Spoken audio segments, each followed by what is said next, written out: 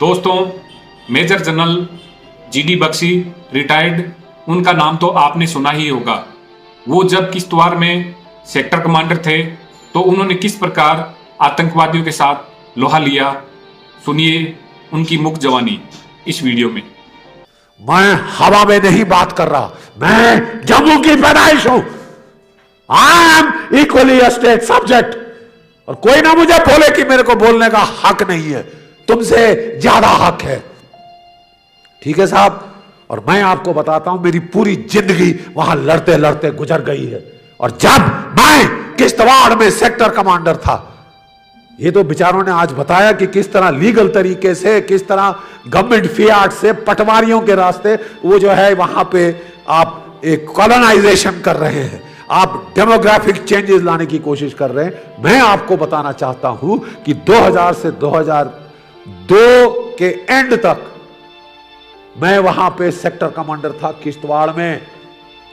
और मेरे सामने मैंने वहां जाके कैंपेन शुरू किया। मैंने कहा मेरे प्यादा नहीं मेरे को चाहिए, किसी प्यादे की लाश नहीं चाहिए। एक प्यादा मरता है, 10 बेचारे बच्चे को वहां से कोई खड़ा करके ले आता है क्रिकेट के बहाने। मुझे उनके टॉप कमांडर चाहिए, मुझे खासकर पाकिस्तानी चाहिए जो बिना वीजा, बिना पासपोर्ट मेरे देश में आए हैं। ये कोई रंडी खाना है? ये कोई रंडी खाना है? नहीं आ सकते तुम मेरे घर में बगैर पासपोर्ट, बगैर वीजा। आओ तो सालों तुमको पहुंचाएंगे, गाड़ के रखेंगे तेरे को। हमने मारने शुरू किए सारे चुन चुन के Pakistani divisional commander, district commander, tehsil commander ढेर लगा दिए साहब। वहां लड़कों ने भी पीछे पड़ गए दांत भींच के। मैंने कहा मैं भी नहीं तुमको छोड़ूंगा जब तक तुम नहीं करोगे। तुम्हारा फर्ज, तुम्हारा नमक का हक अदा करो, मारो इनको जिसके हाथ में हथियार है। Be nice to the people, be nasty to the terrorist. समझ गए? मुझे आवाम से कोई लड़ाई नहीं, मुझे लड़ाई है इनसे जिसके हाथ में कलाशनिकोव है। तो मारे तो मुझे बोला कि बख्शी साहब तेरे को देख लेंगे। ये मैसेज आया पार से, सोर्सों के थ्रू बताया गया बख्शी साहब देख लेंगे। मैंने समझा बख्शी साहब के ऊपर कातिलाना हमला होगा। मैंने कहा यार है इतना माँ का दूध पिया, साले जगह बता, टाइम बता, मैं आ जाऊंगा अपनी फौज के साथ। वैसे भी तुमको ढूंढता रहता हूं, मैं हाथ नहीं चढ़ते हो मेरे, तो आ जाओ बताओ। मैंने I told my deputy commander कि थोड़ा टाइट कर लो security, tell the boys to be this thing. बोलो अच्छा है। ढूंढ के लिए जिसको मरे जा रहे हैं खाक की like needle in a hairstyle, खुद चल के आ जाए तो इससे बड़ी खुशी क्या होगी किसी कमांडर को। मैंने कहा ठीक है। मेरे पे हमला नहीं हुआ साहब। मैं 24 घंटे वहां घूमता रहता था। मैं hardly I have stayed inside that headquarter. हफ्ते में 3 या 4 दिन बाहर मेरा ऑर्डर्स थे मेरे लड़कों को कि I will be going around. मेरे पे कोई हमला नहीं हुआ। हमला हुआ साहब, एक गांव है पति महल। हाँ, पति महल गांव है। बस में बेचारे हिंदू वहां के जा रहे थे। 5 वो पांचों को नीचे नाम बोलो, तुम इधर ले जाके उनको ऊपर नाले में ले गए पति महल और 5 मार डाले।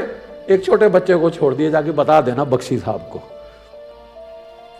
बता देना बख्शी साहब को, तू ज्यादा इधर पे दादागिरी दिखाएगा ये करेंगे। ये हाल 5 साहब उस गांव में मारे। बवाल खड़ा हो गया, ये क्यों कैसे।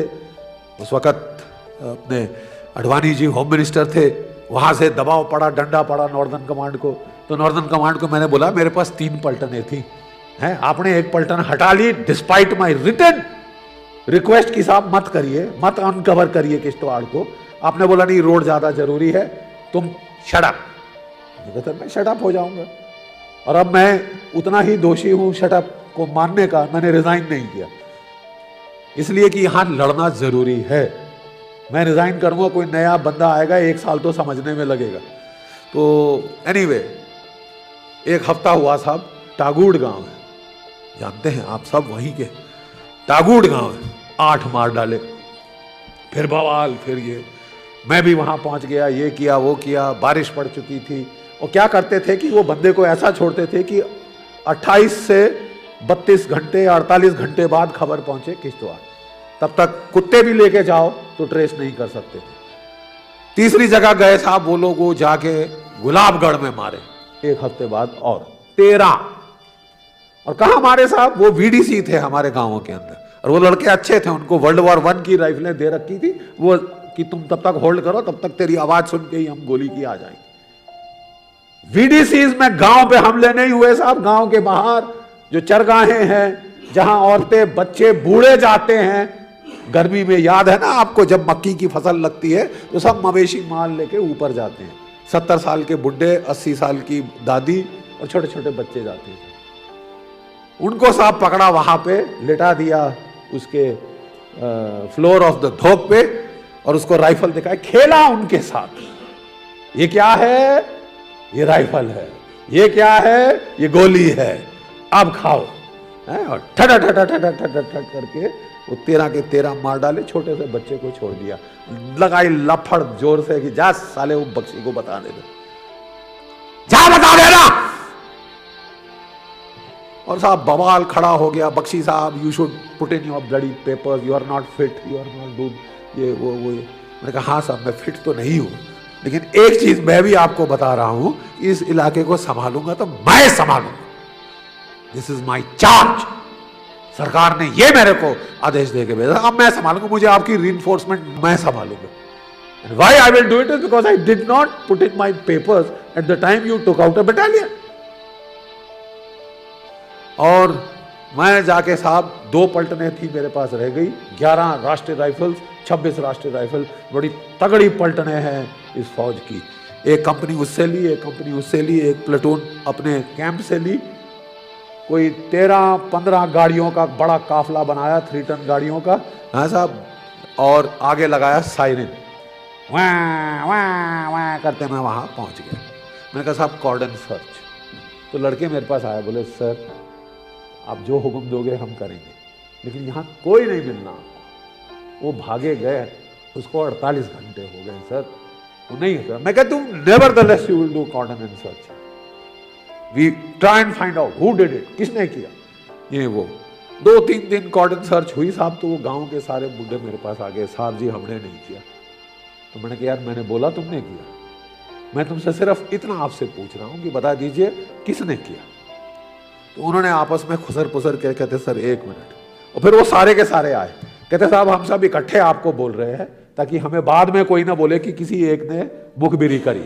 हम सब आपको बता रहे हैं साहब, ये अबू मुस्तफा, अबू गुलाम, अबू उमेर, इन्होंने ये किया है साहब, और 2 ये गुज्जर गाइड थे, ये नाम है उनके, ये लोगों ने आके मारा है साहब।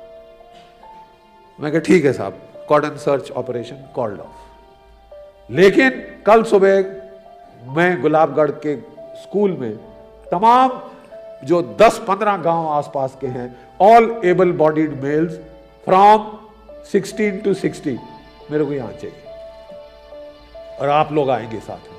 वो आए वहां पे, तो मैंने उनको लाशों की ऐसे वहां पावर पॉइंट प्रोजेक्टर लगाया और लाशों की मैंने उनको तस्वीरें दिखाई। ठीक है साहब, और मैंने लेसर पॉइंटर लिया, ये कौन है बताइए, आप जानते हैं साहब, ये मुन्नी है। कितने साल की थी साहब? 7 साल की। ये कौन है साहब? ये उसकी बहन है साहब। ये कितने साल की थी? ये तो 5 की थी साहब। ये लड़का कितने का था? ये 8 का था साहब। ये कितने, ये बुढ़ा कितने का था? ये 80 का था। और ये बुढ़िया ये 78 की थी। मौलवी साहब थे वहां पे, वो भी आए थे। मैं कहा मौलवी साहब जरा कुरान शरीफ में एक आयत है कि जिहाद में औरतों की जान, बच्चों की जान, बूढ़ों की जान बख्श दी जाए। बोल बिल्कुल है साहब। मैंने कहा आप प्लीज सुना दीजिए, क्योंकि मैं बिल्कुल वो अल्फाज नहीं जानता। उन्होंने पढ़ के सुनाया। मैंने कहा आप देखिए, मैं आपको कह रहा हूं कि अबू मुस्तफा, एक मेरा पैगाम आपने भेजना है मेरे कुछ दोस्तों के नाम। अबू मुस्तफा, अबू गुलाम, अबू उमेर, तुम्हें जहां भागना है तुम भाग लो। हिंदुस्तान की फौज अब हाथ धो के तुम्हारे पीछे। भागने गए बाकी terrorist, to hell with the other terrorist. चाहे मुझे 1 हफ्ता, चाहे 1 महीना, चाहे 1 साल लगे, जहन्नम के कोने से मैं तुम्हें कहीं से भी ढूंढ निकालूंगा और तुम्हें मैं कुत्ते की मौत मारूंगा, क्योंकि तुमने कुरान शरीफ की हुक्म अंजुली करी। तुमको लड़ना है, तुम हमसे लड़ो, हमें लड़ने की तनख्वाह मिलती है, लेकिन ये औरतें बच्चे छोड़ो, अब तुम भुगतोगे इसका, और अल्लाह ताला का तुम जो है खौफ देखोगे।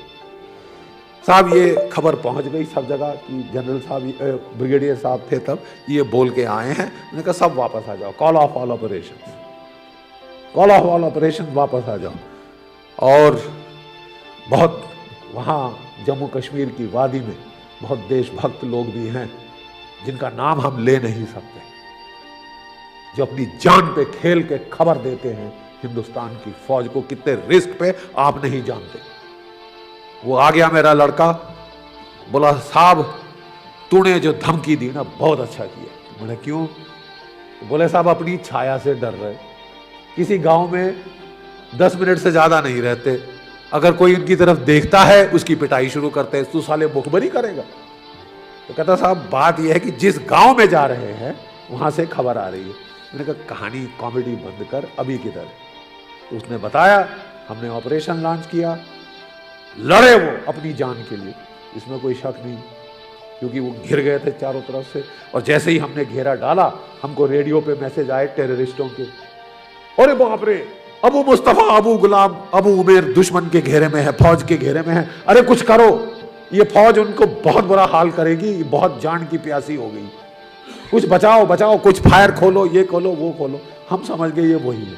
मैंने अपने कमांडिंग ऑफिसर को भेजा था, मैंने कहा बेटा मैं आ रहा हूं, आई वांट देम डेड। हमले किए, कई सारे जंगल के बीच में खुला इलाका था जैसे कि फुटबॉल का मैदान, 1 इंच कवर नहीं। 3 लड़के थे साला, पहले 2 मिनट में घायल हुए, एक लड़के की यहां पे लगी माथे से और यहां से निकल गई और वो फड़फड़ा रहा है जिंदा। तभी कहते हैं ना हमारे फौजियों के दिमाग नहीं होते, जिंदा फड़फड़ा रहा। तो वो मेरा सीओ हिल गया बेचारा, कहता सर 4 तो मैंने गिरा दिए मेरे, और मैं ऑपरेशन कॉल ऑफ कर रहा हूं सर, नहीं तो ये बच्चे मर जाएंगे सर। तो मैंने कहा यार तेरे लड़के मैं निकालूंगा, उनको मत जाने देना, कसम तेरे को, तू उनको मत जाने देना। उन्होंने किया। मैं कहा आप असॉल्ट बंद करो, इससे और नुकसान होगा, आप फ्लेम थ्रोअर इस्तेमाल करो, रूसी हथियार है थर्मोबारिक वेपन, फ्लेम थ्रोअर। कहता सर कोई सिविलियन हुए तो? मैंने कहा बहुत सीधा, लाउड स्पीकर लीजिए और अनाउंस कर दीजिए कि अगर कोई सिविलियन है प्लीज बाहर आ जाइए, हम आपको कुछ नहीं करना चाहते, हाथ खड़े करके बाहर आ जाओ, हम 10 गिन रहे। अंदर से पंजाबी में मां बहन की गाली आई। तो मैंने कहा यार देख एक चीज तो तय है कि हमारे कश्मीरी भाइयों को पंजाबी में इतनी बढ़िया गाली देनी नहीं आती जितनी यहाँ पे मेरे को भी सुनाई दे रही ये नेट के ऊपर। तो कहता हाँ सर है तो कोई नहीं। तो मैंने कहा तो फिर कर, फिर भी डाउट है तो ये ले मेरे से order, I order you to use the flame thrower thermobaric weapon now, comply, because I don't want more casualty to my boys. लगाया साहब वो धोख, 400 फुट ऊपर लपटे गई, 400 फुट ऊपर लपटे गई साहब, 2-3 घंटे जल के वो राख, वो सब चीड़ के पेड़ थे, गोंद थी, राख हो गया। 1 घंटा लगा ठंडा होने में। जब हम वहां गए तो हमें बॉडी शॉडी तो आप छोड़ दीजिए, हमें हड्डी के चूरे मिले, जहां रीढ़ की होती है, मोटी टांग की हड्डी होती है, ये सब थी, वहां लाइनें थी। हाँ 3 AK-47 थी जिनका वुडवर्क सारा जल गया और जो बैरल ऐसे मुड़ गया, इतनी गर्मी थी वहां पे साहब, 1000 डिग्री सेंटीग्रेड। AK-47 का बैरल जो सिर पे मारो सिर फट जाता, वो ऐसे मुड़ गया। ठीक है साहब। और मैंने कहा इसकी खूब फोटो खींचो, एविडेंस हमको चाहिए।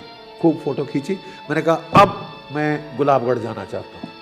बोले साहब ये रात होगी। मैं तो कोई बात नहीं, उनको बोलो सुबह मैं आ रहा हूँ और वहाँ पे सारे गांव वाले मेरे को चाहिए। फिर प्रोजेक्टर लगा, पहले हमने वो लाशें दिखाई औरतें बच्चों की। मैंने कहा अब देख लीजिए मालिक का फैसला, हमारा इंसान कौन होता है मारने वाला, ये मालिक का फैसला है। मैंने कहा ये लोग जल के मरे।